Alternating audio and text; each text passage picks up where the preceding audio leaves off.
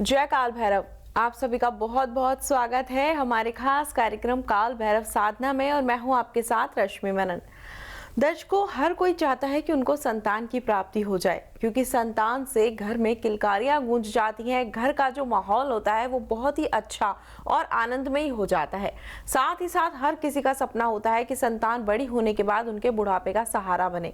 यदि आपके पास पैसा है, दौलत है, शोहरत है, बंगला है, गाड़ी है, लेकिन संतान नहीं है, तो ये सब यकीन मानिए एकदम व्यर्थ सा लगने लगता है। लेकिन संतान की प्राप्ति जिनको नहीं हो पाती, वे तमाम प्रकार के प्रयास करते हैं, डॉक्टर्स के यहाँ जाते हैं, ट्रीटमेंट करवाते रहते हैं। इसके साथ ही लोग ज्योतिषाचार्यों का भी सहारा लेते हैं ताकि उनको संतान की प्राप्ति हो जाए। लेकिन बहुत से ऐसे लोग हैं जिनका ये सपना पूरा नहीं हो पाता, ख्वाब ही रह जाते हैं। आखिरकार ऐसा क्यों होता है, किन कारणों से होता है, कैसे आपको संतान की प्राप्ति हो सकती है, यही सब आपको बताने के लिए आज एक बार फिर से हमारे साथ स्टूडियो में मौजूद हैं जाने माने सदगुरुदेव डॉक्टर तारामणि जी। बहुत बहुत स्वागत है आपका सदगुरुदेव जी। धन्यवाद। जय श्री काल भैरव। तो दर्शकों, यदि आप भी सदगुरुदेव के सानिध्य में आना चाहते हैं तो आप भी कॉल मी फॉर ऐप को डाउनलोड कर सकते हैं और उसके माध्यम से सदगुरुदेव जी से बात कर सकते हैं, जीवन के लिए सटीक उपाय जान सकते हैं। इसके साथ ही जो नंबर आपकी टीवी स्क्रीन पर दिखाए जा रहे हैं, आप इन पर भी संपर्क कर सकते हैं। तो सदगुरुदेव जी, हर कोई चाहता है उनको संतान की प्राप्ति हो जाए, लेकिन हर किसी का ये सपना पूरा नहीं हो पाता। आखिरकार संतान उत्पत्ति में इतनी बाधाएं क्यों उत्पन्न हो जाती हैं? खासकर अगर तंत्र की बात करें तो लोग जिस प्रकार से ज्योतिषाचार्यों के पास कर एक माध्यम समझते हैं कि काश ग्रहों की चाल को सुधार कर संतान प्राप्त हो जाए, उसी प्रकार से बहुत से लोग तंत्र का भी सहारा लेते हैं। तो मैं आपसे जानना चाहूंगी, क्या तंत्र के माध्यम से भी संतान की प्राप्ति हो सकती है? और सबसे पहली बात, संतान की प्राप्ति क्यों नहीं हो पाती है? जी, इस संतान के टॉपिक को पूरी तरीके से समझना बहुत ज़रूरी है। प्रथम, विज्ञान ने बहुत ज़्यादा तरक्की कर ली है, निश्चित तौर पे उसका बहुत ज़्यादा सहयोग है। दूसरा, जो हमारा प्राचीन विज्ञान है यानी कि ज्योतिष और तंत्र, ज्योतिष में ग्रह नक्षत्र दशा के माध्यम से बताया जाता है कि आपकी स्थिति क्या है और आगे क्या हो सकता है। ज्योतिष का सिर्फ इतना सा योगदान है। कुछ लोग इस भावना से कि उनके जीवन में ठीक नहीं हो रहा है ज्योतिषियों को दिखाने के बावजूद भी, तो वो ग्रह को दोष देना शुरू कर देते हैं। उसमें उनको ये चीज़ समझनी होगी, कोई ग्रह आपको पीड़ा नहीं पहुंचा रहा है, वो एक स्थिति दिखा रहा है आपके जीवन में क्या हो रहा है, क्या हो सकता है। वो एक विज्ञान है ज्योतिष से निकला हुआ, तो उसके माध्यम से आप गाइडेंस ले सकते हैं कि आपके जीवन में क्या हो रहा है। उसके बाद उपायों की बारी आती है कि हमारे जीवन में अगर ये परेशानी है संतान संबंधित, तो इसमें शुक्र का बहुत बड़ा रोल है कि अगर पुरुष के शुक्र ग्रह में कुछ पीड़ा है, कुछ प्रॉब्लम है, तो निश्चित तौर पे उसको शुक्र संबंधित कुछ उपायों को करना ही पड़ेगा। जब संतान की बात आती है तो पुरुष और स्त्री दोनों के बारे में देखना चाहिए, दोनों की कुंडली देखनी चाहिए। क्या जब विवाह हुआ था उस समय कुंडली मिलान हुआ था ढंग से? मेरे पास ऐसे बहुत सारे केसेस आते हैं जिसमें पंडितों ने कुंडली मिलान तो कर दिया, लेकिन जब मैं देखता हूँ तो वो कुंडली तो मिली है, लेकिन दोनों के ग्रह नक्षत्र आपस में परस्पर विरोधी हैं। लड़की के संतान में प्रॉब्लम है या लड़के के संतान होने में प्रॉब्लम है, ये सारी चीज़ें पूर्व में देखनी चाहिए, जो भकूट दोष और ग्रह मैत्री दोष के माध्यम से देखा जा सकता है। लेकिन उसके बावजूद भी ढंग से बारीकी से देखने की आवश्यकता पड़ती है। ये नहीं कि सिर्फ गुण मिलान हो गया और विवाह हो जाना चाहिए, नहीं। बहुत सारे चीज़ों में देखा जाता है कि पुरुष बहुत क्रोधी होगा और स्त्री के साथ तालमेल बैठा के, उसके परिवार के साथ तालमेल बैठा के नहीं चल पाएगा आफ्टर मैरिज। लेकिन जब स्त्री की बात आती है तो स्त्री को 100 में रहना पड़ता है परिवार को चलाने के लिए, चीज़ों को मैनेज करने के लिए। ये चीज़ भी देखी जाती है। तो कुछ कुंडली में देखा गया कि पुरुष तो वाचाल है ही, क्रोधी है ही, लेकिन स्त्री भी क्रोध करने में बहुत आगे है, अहंकार बहुत आगे है। तो दोनों चीज़ों का मेल कैसे हो पाएगा? किसी एक को 100 में रहना पड़ेगा। ये चीज़ें मिलान में नहीं आती हैं, कुंडली मिलान में नहीं आती। ये चीज़ों को बारीकी से देखना पड़ता है और इन सब चीज़ों का असर दोनों के साइकोलॉजी पर, दोनों के मानसिकता पर पड़ता है, जिसका असर संतान प्राप्ति में भी बाधक हो जाता है। और इसके साथ साथ जब हम इसके उपाय की बात करते हैं तो बहुत सारे ग्रह, उनका दृष्टि, उनकी डिग्री, उनकी उच्च अवस्था है कि बाल अवस्था है कि वृद्धावस्था है, ये सारी चीज़ों को देखने के बाद ज्योतिषी जब उनको बताता है उपाय, तो उसमें उपाय जब आता है तब वो तंत्र का सिस्टम आ जाता है। तो छोटे छोटे टोटकों के माध्यम से कुछ बताता है, या कुछ ग्रहों के उपाय के माध्यम से, स्टोन्स के माध्यम से, रुद्राक्ष के माध्यम से, कुछ मंत्र के माध्यम से, तो इसमें फिर वो तंत्र आ जाता है। और जब हम तंत्र की बात करते हैं तो हमारी जो सर्विस है उसमें ज्योतिषी और पारलौकिक परामर्श दोनों इंक्लूड है। यानी कि प्रथम हम उसकी कुंडली के हिसाब से, लड़का और लड़की दोनों की, उसको स्कैनिंग करके देखते हैं कि यहाँ पे क्या दशा आ रही है, कब इनकी योग हैं संतान के या नहीं हैं, दोनों चीज़ें। फिर हम उनकी फ़ोटो के माध्यम से उनकी स्कैनिंग करते हैं, यानी पैरानॉर्मल स्कैनिंग करते हैं। तो पैरानॉर्मल स्कैनिंग में क्या निकल के आता है कि वो व्यक्ति, लड़का या लड़की या उनके परिवार में ऐसी कोई पीड़ा है क्या जिसकी वजह से संतान आने में देरी हो रही है, या संतान आ रही तो हानि हो जा रही है। गर्भधारण तो हो रहा है लेकिन वो गिर जा रहा है। ऐसी क्या चीज़ें, ऐसी क्या छुपी हुई चीज़ें डॉक्टर भी नहीं देख पा रहा है। तो इसमें मैंने ये पाया कई वर्षों के उसमें कि कुछ ऐसी रहस्यमय चीज़ें हैं जो संतान को नहीं आने देना चाहती हैं। कभी किसी की छोटी सी हाय भी लगी होती है तो वो भी हटाने की आवश्यकता होती है, वो इतनी गहरी जमी होती है।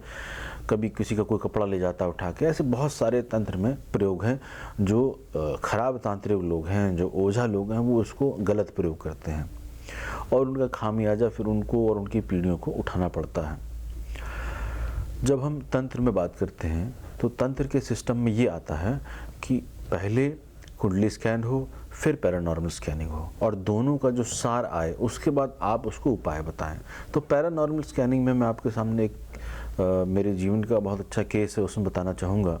ऐसे तो अनगिनत केसेस हैं जो ठीक हुए हैं, लेकिन एक केस मैं बताना चाहूँगा कि एक परिवार था, मेरे ही मित्र लोग थे, उसको संतान नहीं हो रही थी और मेरे से संपर्क करा उसने, और 5 साल करीब हो गए थे। तो उन्होंने डॉक्टर को नहीं दिखाया था आज तक, तो मेरे से संपर्क करा। तो मैंने जब देखा उस स्त्री की फ़ोटो और उस लड़के की फ़ोटो में, तो ये पाया कि कोई एक छोटे से बालक की आत्मा उस स्त्री के साथ चिपकी हुई है, यानी कि उसका पल्लू पकड़ के चल रही है। और जब ये पाया मैंने कि ये कहाँ से आया है, तो मैंने उनसे पूछा कि क्या आप कभी उत्तराखंड में किसी पहाड़ पर क्या टॉयलेट करने के लिए रुके थे। तो हुआ क्या कि जब स्त्री वहाँ पे यूरिनेशन के लिए उतरी तो पास में ही उसी जंगल के पास एक छोटे से बच्चों का एक शमशान घाट था जहाँ बच्चों को दफनाया जाता था। वहाँ पे वो छोटे से बच्चे की आत्मा इस स्त्री को अपनी माँ समझ के चिपक गई और उसके साथ वो जहाँ रहते हैं वहाँ तक आई। और उनके ये जो घटना थी, ये घटना थी उनके शादी के जस्ट बाद की, यानी कि हनीमून का जब समय वो लोग एकांत में रहना पसंद करते हैं, घूमते हैं फिरते हैं, तो वो उस समय की घटना थी। यानी इस चीज़ को 5 साल हो गए थे कि वो आत्मा बच्चे की वो 5 साल से उनके साथ थी, उनको आवाज़ नहीं था। अब जब मैंने ये देखा तो ये पाया कि उसने अंदर कहीं एक नली को दबा के रखा हुआ है, यानी कि कुछ ऐसी नली को दबा के रखा हुआ है कि जहाँ से कुछ चीज़, प्रोडक्टिव चीज़ जो बाहर आनी चाहिए संतान उत्पत्ति में, वो नहीं आ पा रही है। और वो दबा के इसलिए रखा हुआ है क्योंकि वो नहीं चाहता है कि कोई दूसरी संतान उसका स्थान ले, तो इसने वो रोका हुआ है। ये सुनने में बड़ी अजीब सी अटपटी बात लगेगी, वैज्ञानिकों के लिए रहस्यमयी बात लगेगी, लेकिन वास्तविकता यही थी। और इस चीज़ को जब जांच करवाया गया, मैंने उनसे कहा कि अब जो मेरा पार्ट था वो मैंने आधा कर दिया है, अब इसको हटाने का कार्य मैं तब करूँगा जब आप अपने डॉक्टर से सलाह लेकर इसकी स्कैनिंग करवाएंगे। तब ये ज्ञात हुआ स्कैनिंग में कि उनको एक नस तो पूरी तरीके से बर्बाद थी और दूसरी नस आंशिक रूप से बर्बाद हो चुकी थी। तो जब स्कैनिंग होने के बाद ये मुझे रिपोर्ट पता चली तो मैंने उनको बताया कि ये मशीन ने स्कैन किया है और ये एक गुरु ने स्कैन किया, यानी मशीन से पहले आपको वही चीज़ बता दी गई है। तो कुछ ना कुछ इसमें रहस्यमय रहता है। पारलौकिक जो स्कैनिंग है इसमें छुपी हुई चीज़ें निकल के आ जाती हैं और उसके बाद उनको कुछ उपाय करने के माध्यम से और डॉक्टरी सलाह के माध्यम से उनको आगे लाभ उसमें मिला। जी जी बिल्कुल। और ये बहुत ही अचंभित कर देने वाली बात है कि जो स्कैनिंग के बाद आया वो आपने उन्हें पहले ही बता दिया और उनको ये बताया कि संतान उनको क्यों नहीं हो पा रही है। तो उसके आगे उसके बाद उनको संतान प्राप्ति हो पाई आपके द्वारा बताए गए उपाय से? पूरा लाभ हुआ उसमें। और क्योंकि सिर्फ मैं जब भी इसमें स्कैनिंग करता हूँ तो मेरा मानना है, क्योंकि मैं साइंस का स्टूडेंट भी रहा हूँ, तो मैं विज्ञान को मानता हूँ। साथ साथ मैं इसको भी लेकर चलता हूँ पारलौकिक विज्ञान को। तो इसमें जब हम देखते हैं कि हम अकेले तंत्र के माध्यम से नहीं कर सकते हैं, हमें विज्ञान का भी सहारा लेना पड़ेगा। तो जब हम विज्ञान का सहारा लेते हैं और तंत्र को साथ में लेकर चलते हैं, निश्चित रूप से सफलता मिलती ही मिलती है। जी बिल्कुल, आपने सही कहा। तो जिस प्रकार से जैसे अब ये बात कह सकते हैं कि तंत्र के माध्यम से भी संतान की प्राप्ति हो सकती है। बहुत से लोग जैसे ज्योतिषाचार्य कुछ उपाय बता देते हैं कि आप बाल गोपाल मंत्र का जाप कर लीजिए, घर के अंदर लड्डू गोपाल लाकर स्थापित कर लीजिए, उनकी सेवा भावना मतलब अच्छे भावना के साथ उनकी सेवा कीजिए, तो आपको जरूर संतान की प्राप्ति हो जाएगी। तो तंत्र के माध्यम से संतान प्राप्ति कितने दिन में संभव हो जाती है, और क्या कोई स्पेशल ऐसा ट्रीटमेंट होता है, क्योंकि हर एक का तरीका अलग अलग होता है। तो तंत्र की अगर बात करें तो उसमें क्या भिन्नता है नॉर्मल उपायों के माध्यम? ये जितने भी टोटके होते हैं, ये टोटकों का बहुत ज़्यादा उपयोग इसलिए नहीं है क्योंकि जब हम बहुत बड़ी चीज़ कर रहे हों तो उसमें छोटा सा टोटका काम नहीं करता है, और ये व्यक्ति पर निर्भर करता है कि ये तो मैंने एक घटना बताई, ऐसे कई सारी अनेक घटनाएं हैं। तो ज़रूरी नहीं है किसी ने बच्चे की आत्मा नहीं पकड़ा होगा, कुछ हो सकता है कुछ ऐसा दूसरा रीज़न हो, ग्रह से संबंधित रीज़न हो। किसी व्यक्ति का, किसी पुरुष का शुक्र अगर सूर्य के साथ बैठा है तो सूर्य आग का ग्रह है, यानी अग्नि, और शुक्र बिल्कुल शीतल। तो उस शीतलता के साथ अगर सूर्य बैठा दिया जाए तो शीतलता तो उसकी समाप्त हो गई, यानी कि उसमें शुक्र गुण तो होगा ही नहीं। तो शुक्र गुण नहीं है, इसके लिए उसके स्पर्म में उतनी ताकत नहीं होगी। तो ये हमें वहाँ से पता चल गया। तो उसके लिए शुक्र संबंधित उपाय, मंत्र, यज्ञ इत्यादि करना पड़ेगा, और उसके साथ साथ उसको कुछ ऐसी मेडिसिन्स, चाहे आयुर्वेदिक चाहे एलोपैथिक, किसी प्रकार की चीज़ों को लेना पड़ेगा जो उसके शुक्र को सपोर्ट करें। इसमें सूर्य को थोड़ा सा शांत करके शुक्र को प्रबल किया जाता है। ऐसे बहुत सारी कारण हो सकते हैं जिसमें उसको शुक्र से संबंधित कुछ न कुछ पीड़ा हो जो उसकी संतान में बाधक हो सकती है। जी जी बिल्कुल। और जैसे कि कहा भी गया है कि यदि सूर्य और शुक्र जो है जब एक जगह पर आकर मिल जाते हैं तो कहीं ना कहीं तो नुकसान झेलना ही पड़ता है लोगों को।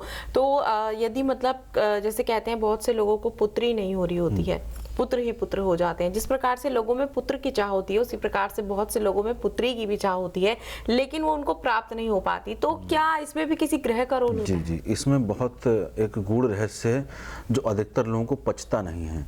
ये मैंने बहुत गूढ़ रहस्य मैं आपके सामने उजागर करने जा रहा हूँ कि यदि किसी घर में उस समय भैरव कुपित है, यानी कोई भैरव की पीड़ा है, भैरव कुपित है, तो वहाँ पर पुरुष संतान होना यानी मेल बच्चा होना असंभव हो जाता है।